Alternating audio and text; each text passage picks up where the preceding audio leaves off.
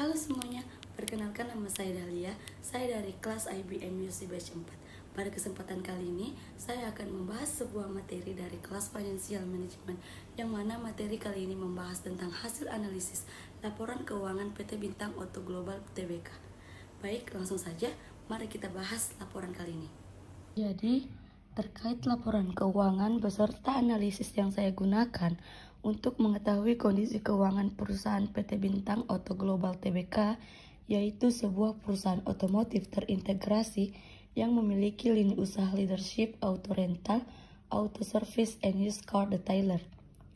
Laporan keuangannya yang saya pakai itu, khususnya saya melihat di laporan posisi keuangan dan laporan laba rugi.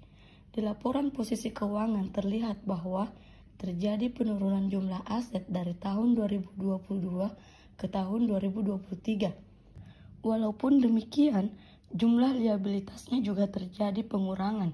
Artinya, ada terjadi pengurangan utang dan terjadi juga peningkatan, tapi tidak cukup signifikan di ekuitas atau modal yang dimiliki perusahaan.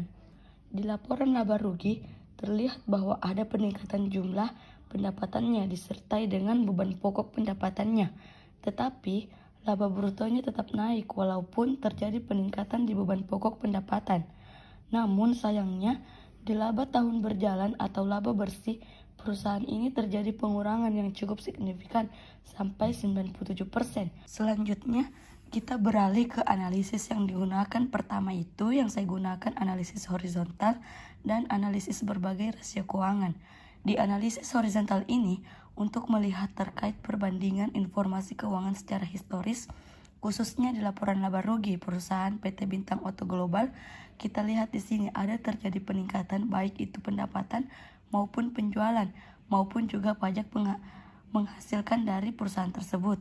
Yang mana yang paling terjadi peningkatannya itu khususnya di beban penjualan sampai 43,61%. Makanya laba bersihnya itu laba netonya sampai terjadi penurunan sampai minus 97,11%. Ini artinya PT Bintang Oto Global kurang mengontrol atau mengenakan biaya-biayanya. Walaupun penjualannya terjadi peningkatan sampai 18,64%, namun banyak sekali juga terjadi peningkatan khususnya di beban-beban operasionalnya seperti beban penjualan, beban usaha, dan beban lainnya.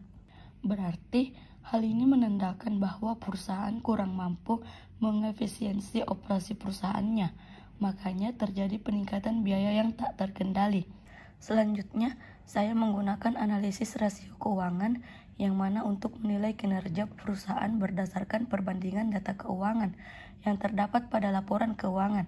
Rasio yang pertama saya gunakan itu rasio likuiditas, khususnya rasio lancar dengan rumus aset lancar per hutang lancar untuk mengukur kemampuan perusahaan untuk melunasi hutang jangka pendeknya.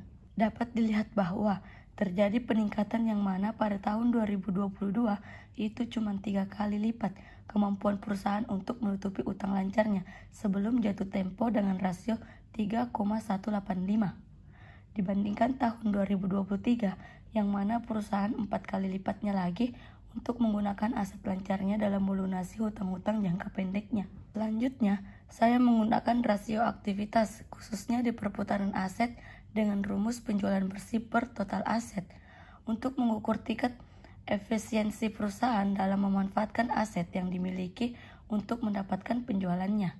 Yang artinya, apabila rasio aktivitas semakin besar, maka perusahaan tersebut semakin baik dalam mengelola keuangannya, dan dilihat bahwa terjadi peningkatan yang awalnya 0,8%, yang artinya ini rasio ini meningkat. Artinya, perusahaan lebih efisien dalam menghasilkan pendapatan dari asetnya yang mana pada tahun 2023 sebesar Rp1,093 pendapatan untuk setiap Rp1 dari total asetnya. Selanjutnya, saya menggunakan rasio rentabilitas khususnya di net profit margin dengan rumus laba bersih setelah pajak per penjualan. Rumus ini digunakan untuk mengukur kemampuan perusahaan dalam menghasilkan laba yang mana ini terjadi penurunan yang mana pada tahun 2022 menghasilkan laba sebesar 2% dari setiap pendapatan yang dihasilkan. Kemudian terjadi penurunan yang mana penurunannya sebesar 0,008% berarti memang ada terjadi penurunan profitabilitas atau keuntungan perusahaan PT Bintang Oto Global.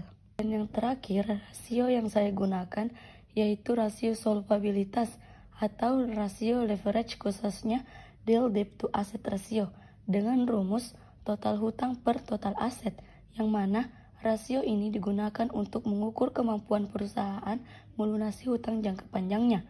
Dapat dilihat bahwa pada tahun 2022 ini PT Bintang Oto Global memiliki rasio sebesar 0,887, menandakan bahwa utang perusahaan sama banyaknya dengan utang kekayaannya, berarti relatif seimbang dan terjadi peningkatan pada tahun 2023 sebesar 0,694, yang menandakan bahwa terjadi peningkatan ekuitas atau peningkatan modal perusahaan. Makanya perusahaan ini dikatakan seimbang, yang mana perusahaan ini bisa berhasil mengecilkan hutang jangka pendeknya dan dianggap ini perusahaan dalam keadaan semakin baik. Demikian dengan materi yang telah saya sampaikan kali ini, semoga dapat dimengerti dan dipahami dengan baik. Saya akhiri pembahasan kali ini, sekian dan terima kasih.